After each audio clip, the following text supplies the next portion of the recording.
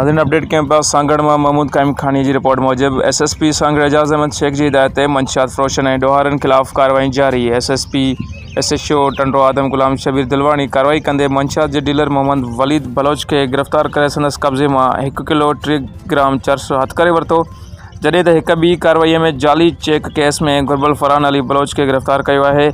SHO खडड़ो Zakir Hussain Solangi मंशा के dealer Barkat Ali Talpur के गिरफ्तार कर संदस कब्जे में 2600 गुटखा पुड़ियों हथ कयूं आहिनि, जॾहिं त हिक ॿिए कार्रवाई दौरान मंशियात फ़रोश वासिल मुगेरी के गिरफ्तार कर संदस कब्जे में 20 लीटर शराब पिणु हथ कयो वियो। SHO खिपरो रहम हुसैन मंशियात फ़रोश ब्यूरो रिंद के गिरफ्तार कर संदस कब्जे में 60 लीटर शराब हथ करे वरतो। SHO सुराड़ी जाबिर हुसैन लाहौरी मंशियात के 4 केसन में गुरबल रोपोश जवाबदार रज़ा मोहम्मद ज़रदारी के गिरफ्तार कर वरतो है।